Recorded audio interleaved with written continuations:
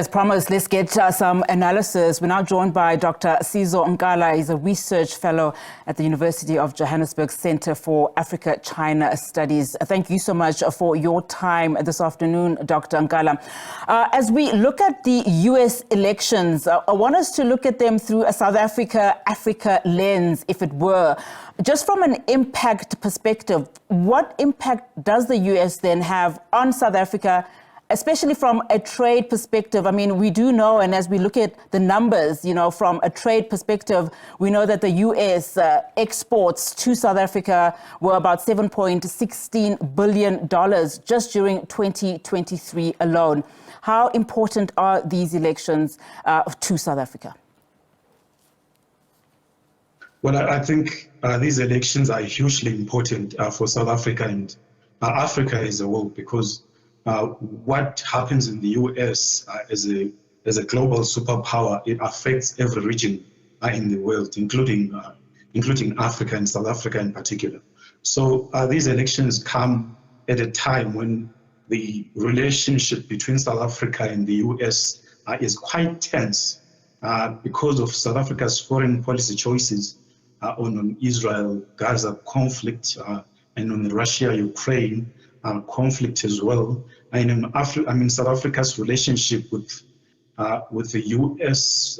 Geopolitical rivals, China and Russia. So currently in the U.S. Congress.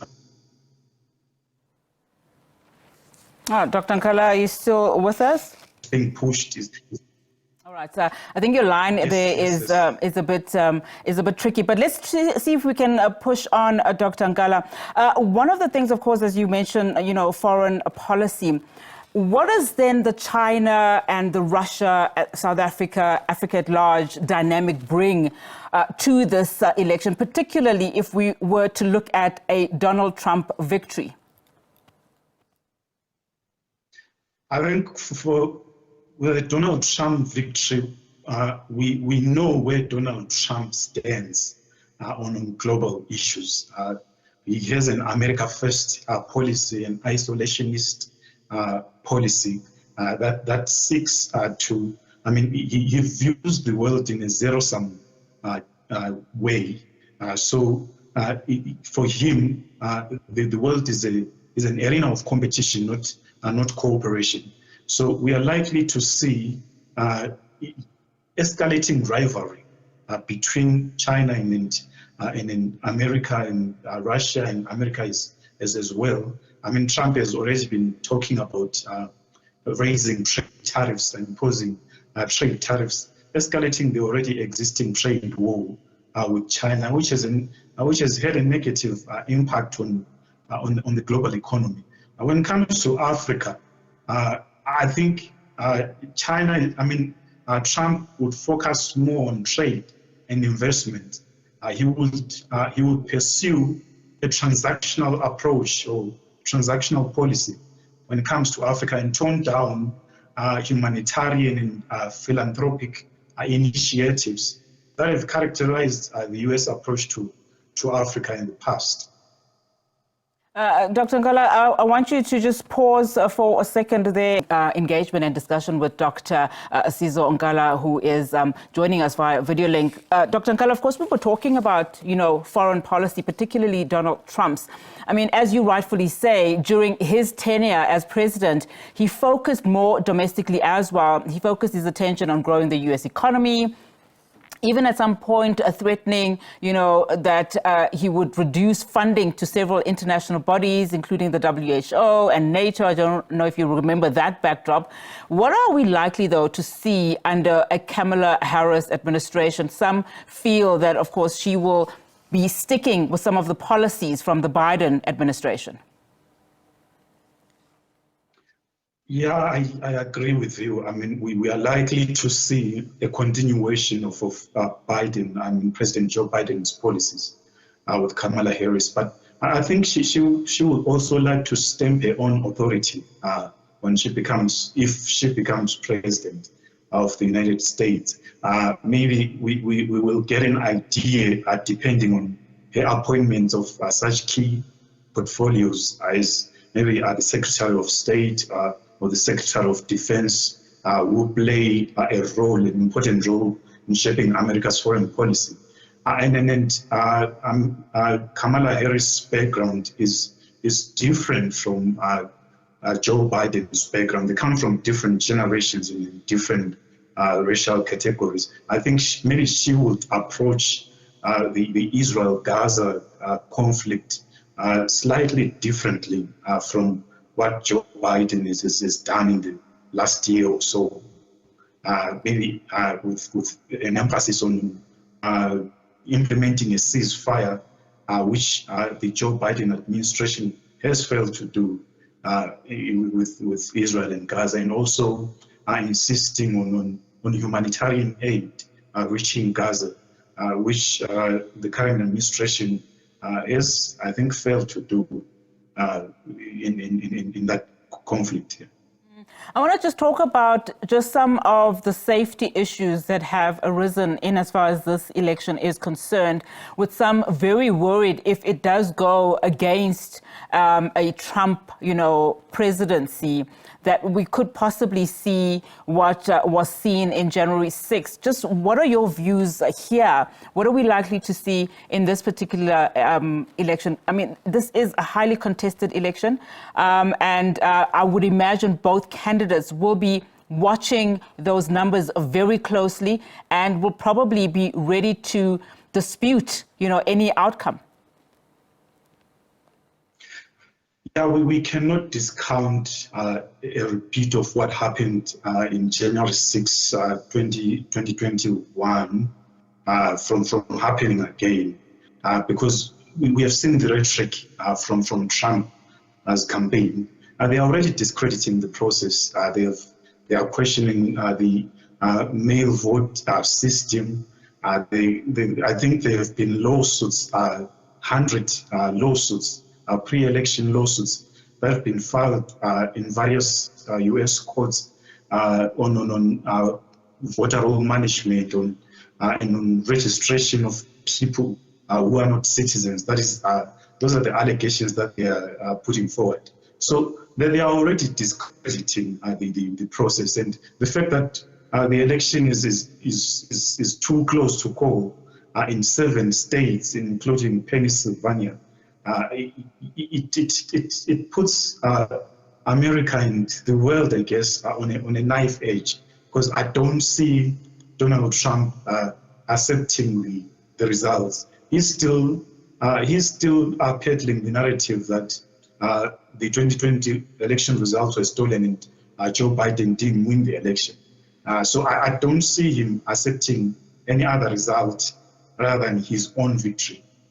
And how difficult will that be, to navigate in that event for other countries that are really watching this election very closely and are allies, so to speak, particularly of the Biden administration? That's quite challenging, because countries tend to step back and try not to interfere in the internal political processes of an independent state. So that would be quite challenging. But I think the US has got very strong institutions. They were able to stand up to the pressure from Donald Trump 4 years ago. I'm sure they will stand up again if should Donald Trump impose some pressure on them. So yeah, I think it's a tricky situation to go around. What I think is that the rest of the world can only wait and see, because there is nothing that can be done. It's an internal political process. And I mean, just as a final question, as you have been observing the campaigning, just the rhetoric during these campaigns, and the impact of a Harris or a Trump win on the African continent, what are some of your observations there, particularly when you consider, of course, AGOA, South Africa's G20 presidency, and also, you mentioned it earlier, just the position on the Middle East war, as well as that of Russia and Ukraine?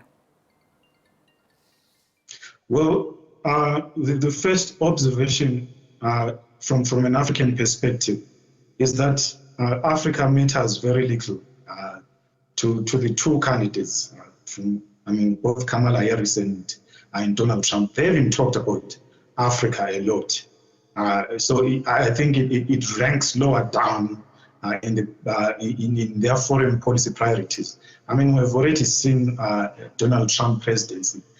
He's remembered for a very crude characterization of African countries. He didn't visit the African continent in the 4 years of his presidency.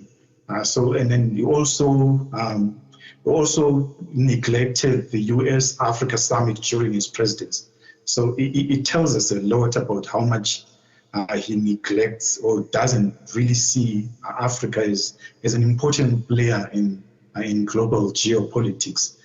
So maybe when it comes to AGOA, we are likely to see, because it's up for renewal next year. So we are likely to see a renewal of AGOA, depending on the results of the senatorial elections in the US. If maybe the Republican Party dominates and takes power in the US Senate, we're likely to see a renewal without a reform of the AGOA system. And then when it comes to South Africa particularly, if the Republican Party wins Senate, South Africa will find it very difficult to get sympathy from US legislatures because it's been the Republican Party who have been sponsoring bills or pieces of legislation that seek to review US-South Africa relations based on South Africa's foreign policy choices. So, depending on the outcome of the Senate election, it will have a very huge impact on US-South Africa relations going forward. That's an interesting dynamic then for South Africa in the event that, Trump does ascend to presidency again. What then should South Africa be thinking of very hard now in terms of its shift and focus? Should we, continue then to focus on Russia as an example, or should we slightly start to change the narrative here? I think South Africa should continue to pursue an independent foreign policy. They should hedge their bets and explore alternative relations with Russia and China as they have been doing. Because right now we are in a situation of uncertainty. It was better with Joe Biden, a Democrat president in power, and a Democrat-controlled Senate. South Africa could get sympathizers or listening ears. We saw the Minister of Trade and Industry going to the US to lobby for South Africa's continued benefit from the AGOA trade scheme.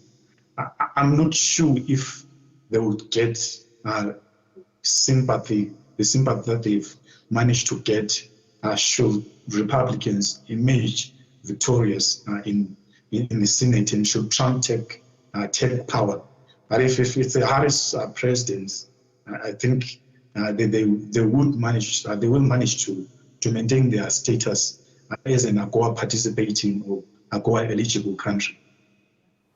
Well, Dr. Nkala, thank you so much for your time. Really do appreciate your analysis. Of course, that was Dr. Sizo Nkala, Research Fellow at the University of Johannesburg Center for Africa-China Studies.